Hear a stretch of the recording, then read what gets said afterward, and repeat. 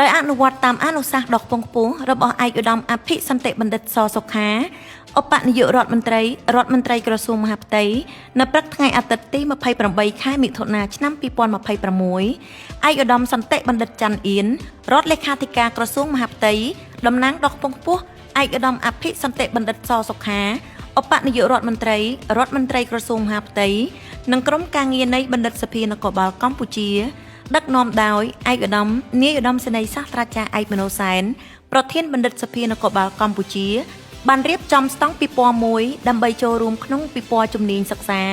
និងអាជីពការងារឆ្នាំ2026ក្រោមប្រធានបទអាជីពក្នុងអន្តរកាលដែលរៀបចំឡើងដោយសមាគមអតីតនិស្សិតអាហារូបករណ៍ Fulbright និងអាហារូបករណ៍សហរដ្ឋអាមេរិកដោយបានប្រព្រឹត្តទៅក្រោមអធិបតីភាពដ៏ខ្ពង់ខ្ពស់លោកជំទាវបណ្ឌិតពេជ្រច័ន្ទមុនីហ៊ុនម៉ាណែតអគ្គស្នងការសមាគមកាយរដ្ឋនារីកម្ពុជា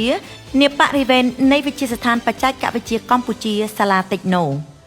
គោលបំណងនៃការរៀបចំពិព័រណ៍ជំនាញសិក្សានិងអាជីពការងារឆ្នាំ2026របស់សមាគមអតីតនិស្សិតអាហារូបករណ៍ Fulbright និងអាហារូបករណ៍សហរដ្ឋអាមេរិកដើម្បីលើកកម្ពស់សមត្ថភាពនិងផ្តល់ឱកាសដល់សិស្សនិងនិស្សិតជាង2500នាក់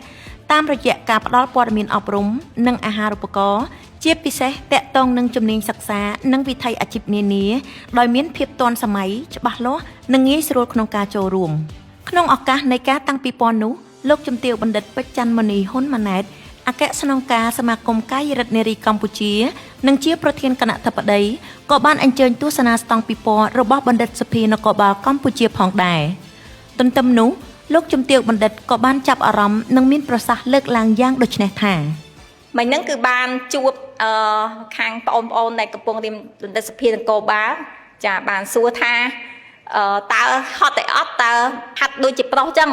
ហើយលោកគ្រូឬមកកអ្នកហ្នឹងគាត់មិញហ្នឹងគាត់មានប្រសាសន៍ថាអ៊ីនារីខ្លាំងជាងបរោះទៀតបន្ទុកចេញមកល្អជាងទៀតចានេះហើយគេចង់ជម្រាបថា